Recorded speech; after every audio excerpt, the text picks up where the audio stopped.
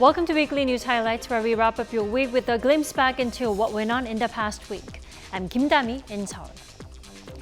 31 NATO member states and 4 partner nations, South Korea, Japan, Australia, and New Zealand, gather for the annual summit in Vilnius, Lithuania this week. Topping the agenda were North Korea issues, the war in Ukraine, and emerging security threats. North Korea fired a solid-fuel Hwasong-18 intercontinental ballistic missile on Wednesday in a show of discontent over the Washington Declaration adopted by South Korea and the U.S. in April. The regime's leader Kim Jong-un warned of more military action as long as there is U.S. hostility against the regime. The ASEAN Regional Forum also took place in Jakarta this week. Top diplomats from South Korea and Japan met and discussed Tokyo's plan to discharge Fukushima wastewater and North Korean nuclear and missile threats. President Yoon Suk-yeol and Japanese Prime Minister Fumio Kishida sat down again for talks, this time in Lithuania, where this year's NATO summit took place. For a good 30 minutes to discuss the variety of topics of mutual interest and concern, including Japan's plan to release the Fukushima wastewater this summer. President Yoon asked if Korean experts can be involved in monitoring the process. Let's turn to our Kim Do-yeon for more.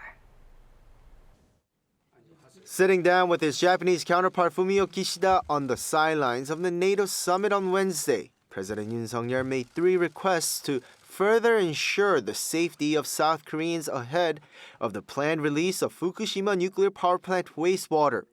The first, that Japan share the release's monitoring results in real time with South Korea. The second, that South Korean experts be part of the monitoring team. And finally, that Japan halts the release process if the concentration of radioactive materials surpasses standards. Yoon also said he respects the IAEA's recent report that the release plan meets international standards, but re-emphasized that the health and safety of South Koreans are the utmost priority. According to the top office, Kishida said there won't be any release that threatens the health of people in South Korea or Japan and promised transparency and real-time communications. However, the Japanese government didn't make a clear announcement on whether South Korea's request to be part of the monitoring team will be accepted. Despite the sensitive issue, the 2 leaders embraced their newly improved relationship. The 2 last met just a month and a half ago, and both said the resumption of more direct diplomacy is bearing fruit. 함께 노력한 결과 한일 양국 관계는 개선과 발전의 방향으로 지금 움직이고 있습니다. 저는 한일 양국이 협력하여 영내 평화와 번영, 글로벌 현안 해결에 크게 기여할 수 있다고 믿습니다. As President Yoon and I have opened a new era for the 2 countries, there has been progress in various different types of cooperation in both government and private sectors.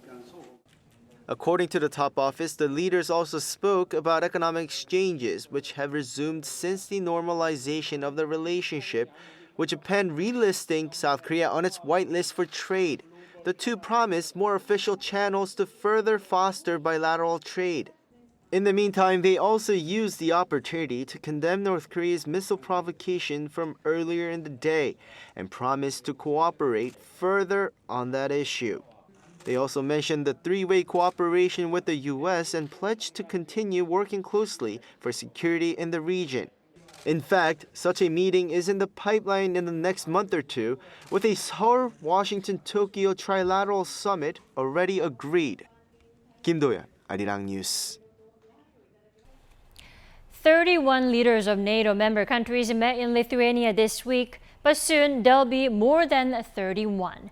On the eve of the annual summit, Turkey agreed to back Sweden's bid to join NATO after months of blocking the country's application over a multitude of concerns, like claims that the Nordic nation allows members of recognized Kurdish terror groups to operate in the country, most notably the militant Kurdistan Workers' Party.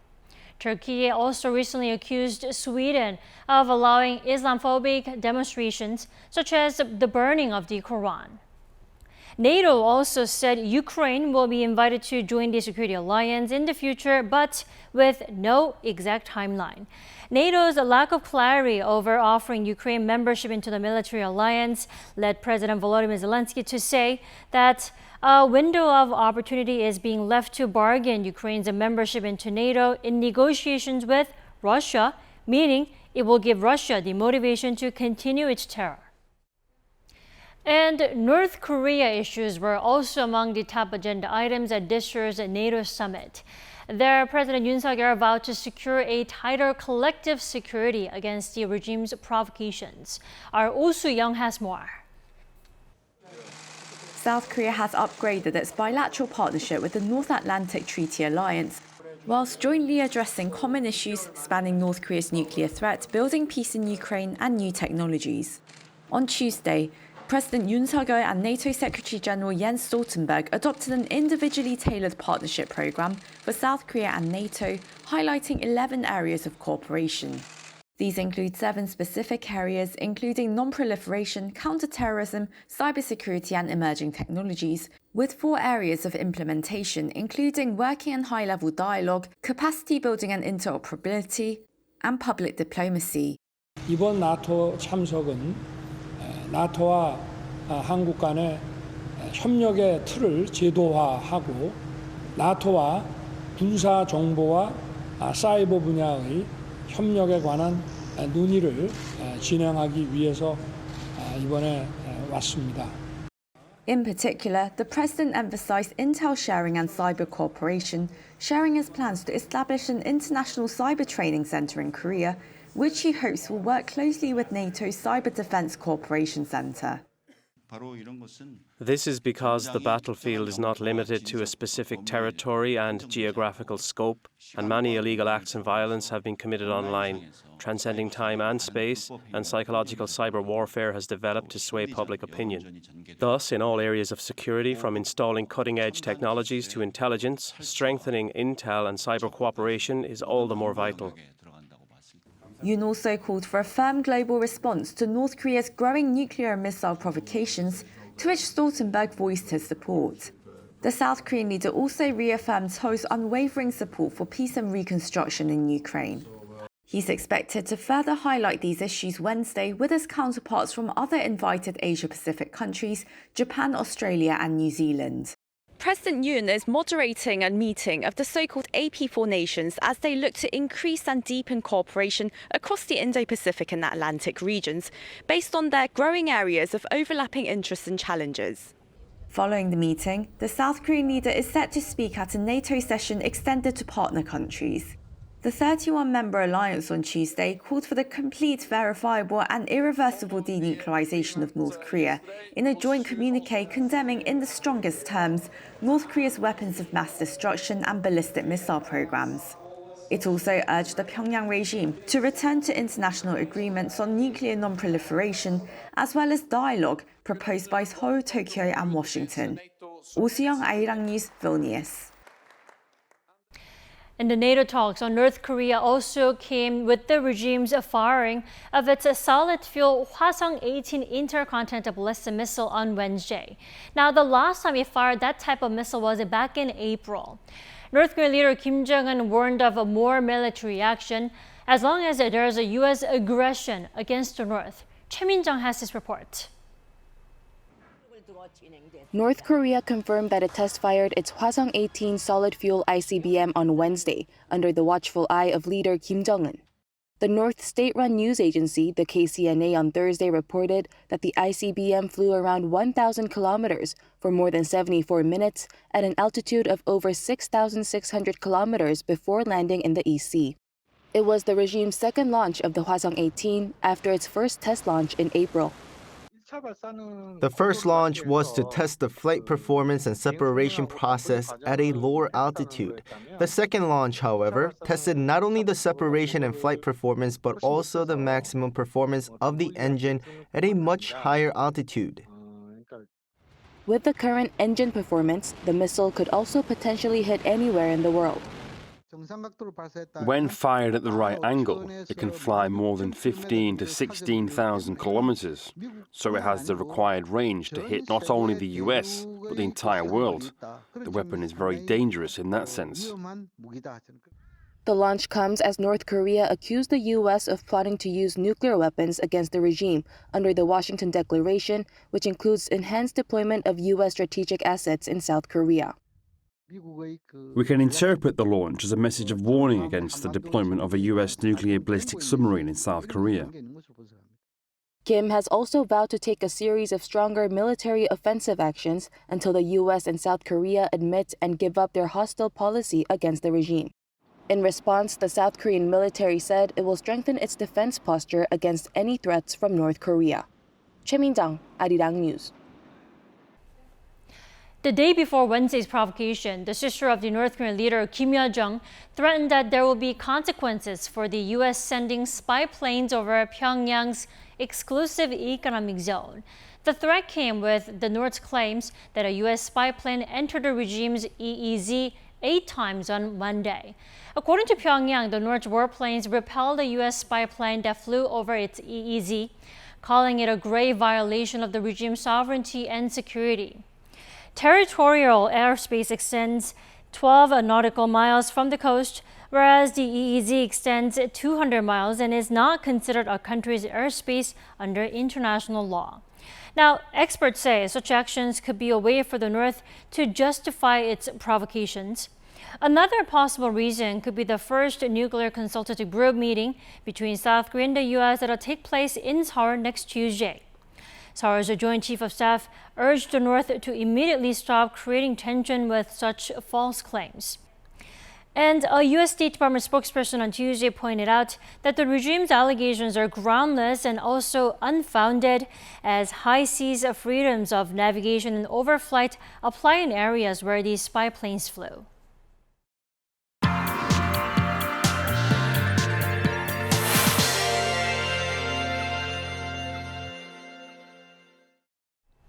South Korea's Foreign Minister Park Jin engaged a number of diplomatic gatherings in Indonesia's Jakarta, where ASEAN-related meetings took place this week. There, he sat down for talks with his Japanese counterparts ahead of Japan's plan to release the Fukushima wastewater into the ocean. For more details, we have our foreign affairs correspondent, Eunji. Welcome back, Eunji. Thanks for having me.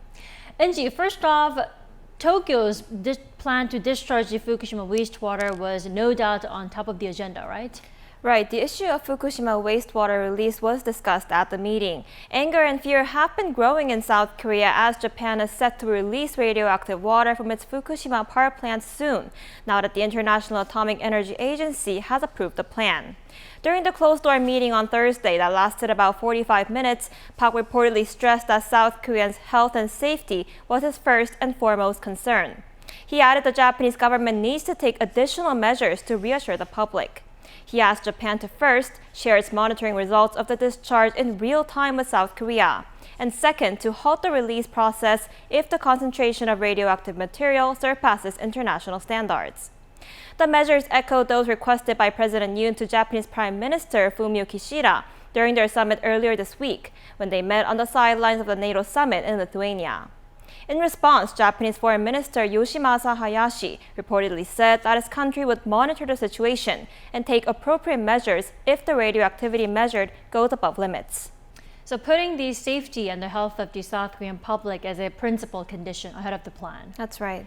Then what about North Korea issues? Because the regime did fire an intercontinental ballistic missile on Wednesday, which was a day before the ASEAN meeting. Or actually the Park Jin and Hayashi meeting, right? That's right. Both ministers strongly criticized the regime's latest missile test, with Park stressing that this was a serious violation of UN Security Council resolutions that could not be justified. He added it was regrettable that the North continues to ignore the poverty suffered by its people and instead waste its assets on nuclear missile development.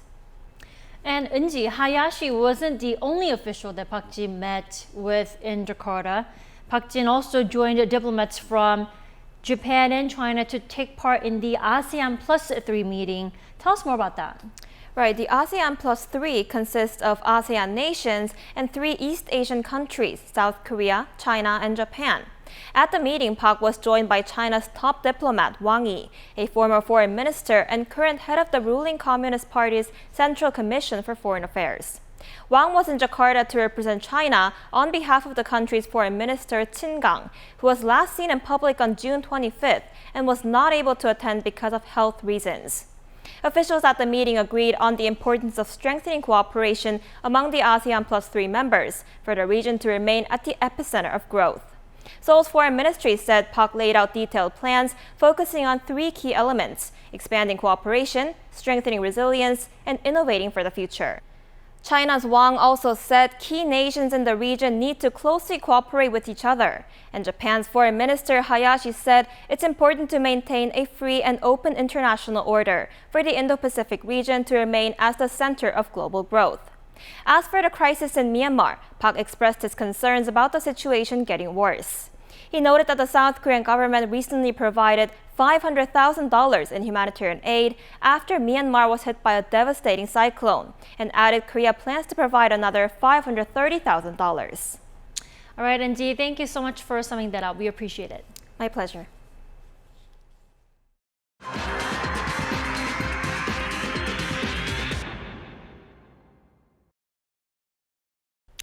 Pizza is one of the most popular and widely enjoyed Italian dishes. And this year, the world champion for making the best Neapolitan pizza is a South Korean chef. The win made headlines in Italy as it was the first time a South Korean has won this top honor. Our Kim Jong-sil has this Korean chef story. Meet this year's king of pizza, Chef Yoo Jun-hwan.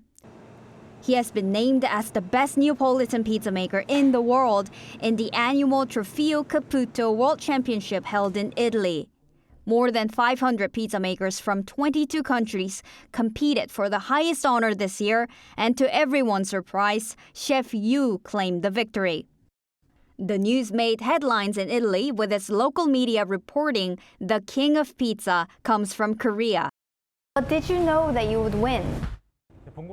I didn't, because there were more talented chefs that are from Italy, so I just came home before the announcement and later found out that I won. But how? What was so special about his pizza that moved the judges in Italy? I felt that the masters in Italy want to inherit its unique culture of making Neapolitan pizza, so I stuck with the traditional method while trying to make it tastier. Yoo's pizza follows the traditional recipe, a basic dough, tomato sauce, fresh mozzarella cheese, and basil leaves. His restaurant in Goyang, Gyeonggi-do province was already a local's favorite, but ever since the win, there isn't an empty seat. We waited for 2 or 2.5 hours to get a table. I would wait 5 to 6 hours because it was the best pizza I've ever tasted.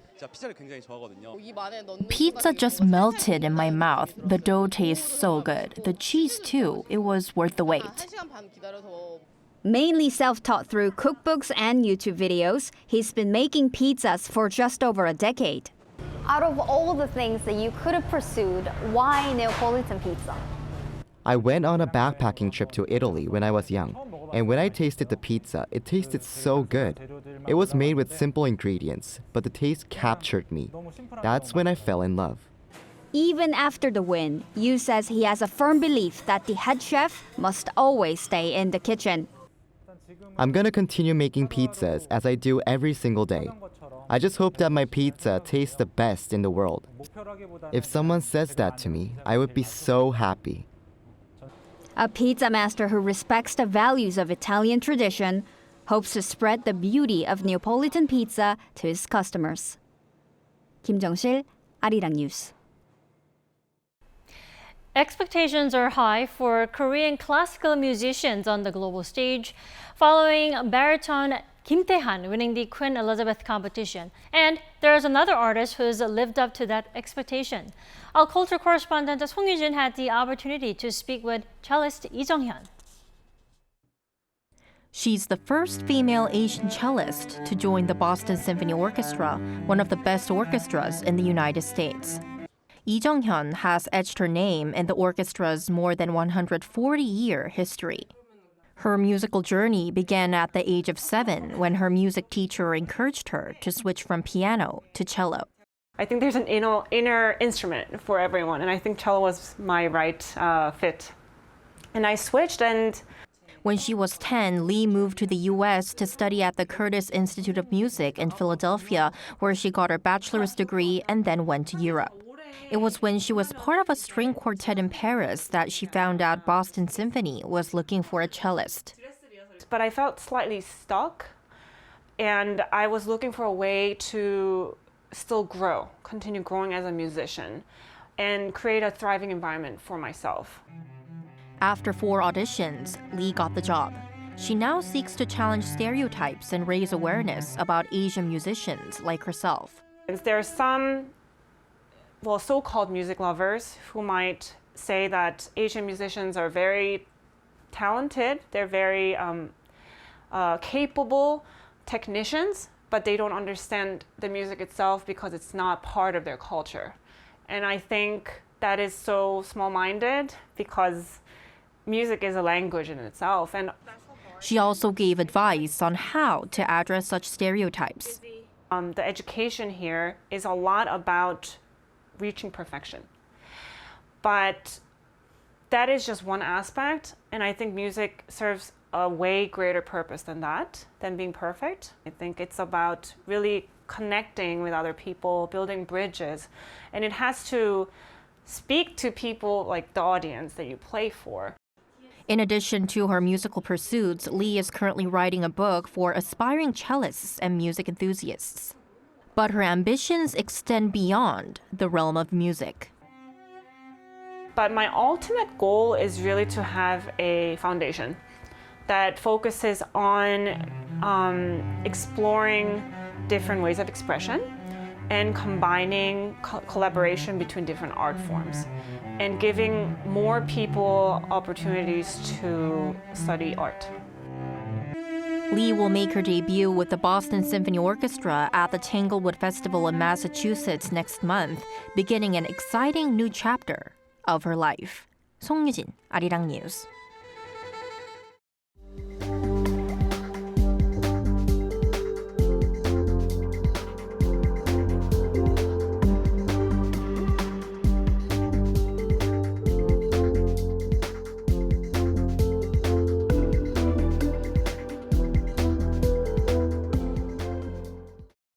We thank you for watching Weekly News Highlights. Have a lovely weekend.